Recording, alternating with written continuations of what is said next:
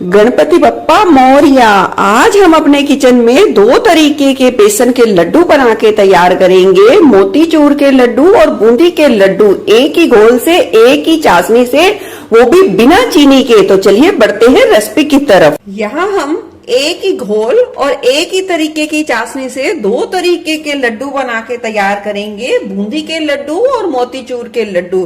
तो यहाँ मैंने 3 मीडियम कटोरी के करीब यहाँ ले लिया है बेसन।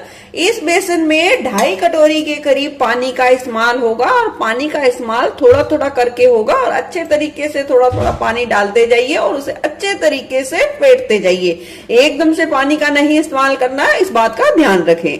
हाँ, बाकी बेसन की क्वालिटी पर पानी की मात्रा थोड़ी कम ज्यादा भी हो सकती है। घोल को अच्छे तरीके से मिला दिया है। फिर से हम लेंगे कटोरी में पानी। फिर से हमने 1 कटोरी से थोड़ा सा कम पानी लिया है और उसमें से भी थोड़ा सा बचा दिया है और इसे अच्छे तरीके से मिला देंगे। यानी हम कहें तो 3 कटोरी हमने बेसन लिया है तो 2.5 कटोरी के करीब लगभग पानी का इस्तेमाल हो जाएगा बूंदी का घोल बनाने में। तो इस बात का आप ध्यान रखें, पानी का मेजरमेंट बिल्कुल ठीक रखे तो आपकी दोनों तरीके की बूंदी बहुत ही अच्छे तरीके से परफेक्ट बनके तैयार होंगी। तो इसे अच्छे तरीके से फेंटना है, कोई भी गांठ ना रहे, इस बात का आप ध्यान रखें। घोल को अच्छे तरीके से ये देखिए बना लिया है, फेंट लिया है और घोल इस तरीके से होना चाहिए, ना ज्यादा पतला और ना ज्यादा गाढ़ा। और इस तरीके से चमचे के पीछे से आप लाइन बनाएंगे तो इस तरीके से लाइन बन जानी चाहिए।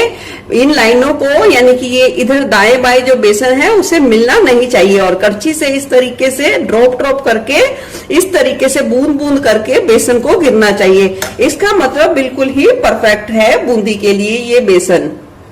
क्योंकि यहाँ हम अब लड्डू बनाने के लिए कलर का इस्तेमाल नहीं करेंगे तो यहाँ मैंने बिल्कुल 2 पिंच के करीब डाल दी है हल्दी। उसे भी अच्छे तरीके से मिला देंगे और इस लगातार इस बैटर को 2 से 3 मिनट के लिए एक ही डायरेक्शन में चमचे की मदद से फेंट लेंगे ताकि हमें इसमें कोई भी बेकिंग सोडा, बेकिंग पाउडर का भी इस्तेमाल ना करना पड़े। तो इसे फेंट लेंगे।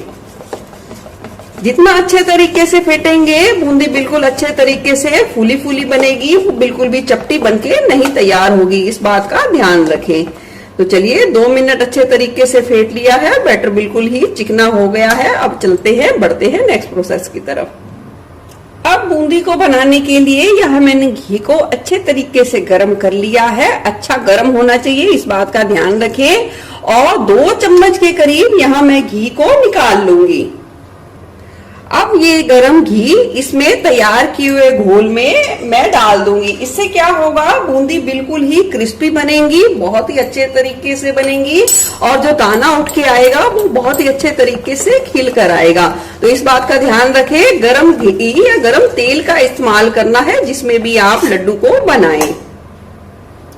अब तेल या घी हम पहले चेक करेंगे। हम डाल देंगे कुछ बूंद के करीब इस तरीके से घोल की। वो एकदम से देखिए बूंदी सिक के ऊपर आ गई है, तले पे नहीं बैठी है, नहीं फटी है और ना ही चपटी हुई है। इसका मतलब बिल्कुल जो तेल का या घी का टेम्परेचर होना चाहिए बिल्कुल ही सही है, इस बात का आप ध्यान रखें। नहीं, अगर आपका तेल का टेम्परेचर सही नहीं हुआ तो आपकी बूंदी चपटी हो सकती है, वो फूलेगी नहीं, इस बात का आप खासा ध्यान रखें। तेल का अच्छे तरीके से गर्म होना बेहद ज्यादा जरूरी है लड्डू बनाने के लिए। तो हम हलवाई जैसा तो झारा घर में नहीं होता तो हम इस तरीके से ये वाला झारा ले लेंगे जो घर नॉर्मल पाया जाता है और इस तरीके से कड़छी की मदद लेंगे और कड़छी की मदद से हम इस तरीके से घोल को डाल देंगे। अगर आपका बैटर बिल्कुल सही बना हुआ है तो आपको कोई भी मेहनत नहीं करनी पड़ेगी। बूंदी खुद ब खुद छटके कढ़ाई में गिरती जाएगी और वो तुरंत ही तेल के सतह पर तैरने लग जाएगी। आपको कोई भी मेहनत नहीं करनी पड़ेगी और बूंदी आपकी बिल्कुल ही गोल गोल बनके तैयार होगी। तो जितनी मात्रा में आप फ्राई कर सकते हैं उस हिसाब से ही आप अपनी सुविधा के अनुसार फ्राई करें। अगर जरूरत पड़े तो इस स्टेज पर आप गैस की फ्लेम को थोड़ा सा घटा सकते हैं, तो इस बात का भी आप ध्यान रखें। ये देख सकते हैं बूंदी हमारी किस तरीके से खिल के कढ़ाई में नजर आ रही है, बिल्कुल दानेदार, बिल्कुल मोतियों जैसी खिली खिली। जैसे ये बूंदी थोड़ा सा सिके हम इस तरीके से अलट पलट कर सुनहरा रंग आने तक उसे सेक लेंगे। ज्यादा भी उस पे रंग नहीं आने देना, इस बात का भी ध्यान रखना है, पर अच्छे तरीके से करारी होने तक इस तरीके से अलट पलट कर सेक सकते हैं। बूंदी को सेकने में 1 से 1.5 मिनट का भी समय लग सकता है, या आपके गैस के हिसाब से थोड़ा समय कम ज्यादा भी लग सकता है। चलिए बूंदी सिक के तैयार है और मैं देख सकते हैं, मैं आपको पास से भी दिखाऊंगी। बिल्कुल गोल गोल है, बिल्कुल दानेदार है, बिल्कुल खिली खिली बनके तैयार हुई है। इसी तरीके से हम सारी बूंदी निकाल लेंगे और लड्डू के लिए सारी ही बूंदी इसी तरीके से फ्राई करके तैयार करेंगे और इसी बूंदी से हम फिर 2 तरीके के लड्डू आगे बनाएंगे। सारी ही इस तरीके से खिली खिली बूंदी बिल्कुल बनके तैयार है और सारी मैंने एक परात में निकाल के रखी है, वो भी मैं आपको दिखाती हूँ। देख सकते हैं बिल्कुल ही गोल गोल दानेदार क्रिस्पी करारी बूंदी बनके तैयार हो गई है। क्योंकि इसी बूंदी से हम 2 तरीके के लड्डू बना के तैयार करेंगे तो हम इसे 2 भागों में बांटेंगे, क्योंकि मैं आधे से बूंदी के लड्डू और आधे से मोतीचूर के लड्डू बना के तैयार करूंगी। तो मैं क्या करूंगी, इसको थोड़े थोड़े करके मिक्सी जार में डाल दूंगी और प्लस मोड में हमें इसे चलाना है। मिक्सी को लगातार नहीं चलाना है, 1 से 2 सेकंड चलाना है, फिर बूंदी को चम्मच से चलाना है और इसी तरीके से कर करके हम बूंदी को उस टेक्सचर तक लाएंगे जिस तरीके से मोतीचूर की जो बूंदी होती है उसी तरीके से बना के तैयार करेंगे। मुश्किल से आपको 7 से 8 सेकंड लगेंगे और 7 से 8 सेकंड भी आपको लगातार नहीं चलाना है, इस बात का ध्यान रखें। आपको 1 से 2 सेकंड चला के और फिर बूंदी को चम्मच से चलाना है और चेक करते रहना है और फिर आपकी बिल्कुल मोतीचूर की जो लड्डू की बूंदी होती है बिल्कुल वैसे ही बनके आपको मिल जाएगी आसानी से। चलिए देख सकते हैं मोतीचूर की बूंदी बिल्कुल बनके तैयार है। पास से देखिए बिल्कुल ही दानेदार बनी है, बिल्कुल खिली खिली बनके तैयार हुई है। एक बार में मैंने मिक्सी जार में डाला तो कम से कम हर 1 से 2 सेकंड बाद मैंने उसे जरूर चम्मच से चलाया है और फिर आपको कोई भी प्रॉब्लम नहीं आएगी। तो चलिए अब दोनों लड्डू के लिए चाशनी बना के तैयार करेंगे। चाशनी भी हम लड्डू के लिए जो बना के तैयार करेंगे वो एक ही बर्तन में बना के तैयार करेंगे और बिना चीनी के बनाएंगे हेल्दी तरीके से। तो कढ़ाई में डाल देंगे देसी खांड। 3 कटोरी मैंने बेसन लिया था लड्डू के लिए, तो 2 कटोरी के करीब ली है मैंने देसी खांड। मीठे की मात्रा आप अपने हिसाब से थोड़ी कम ज्यादा भी कर सकते हैं। डाल दूंगी 1.5 कटोरी के करीब पानी। 3 से 4 हरी इलायची ली है जिसके दाने निकाल के डाल देंगे। अच्छे कलर और खुशबू के लिए डाल दी है मैंने थोड़ी सी केसर की धागे की तारे और इसे अच्छे तरीके से मिला देंगे। लड्डू के लिए जो चाशनी बना के तैयार करेंगे उसे 1 तार या 2 तार की नहीं बनानी है, उसे बस चिपचिपा बना के तैयार करेंगे। तो हम उसे इतना ही पकाएंगे। चाशनी उबलेगी, साथ ही मैंने 2 चुटकी के करीब हल्दी डाली है। हम कलर का इस्तेमाल देखिए मैंने पहले ही बताया है कि लड्डू में नहीं किया है, इससे बहुत ही प्यारा कलर आएगा और टेस्ट में कोई भी फर्क नहीं आएगा, बल्कि बहुत ही ज्यादा टेस्टी और हेल्दी बनके तैयार होंगे।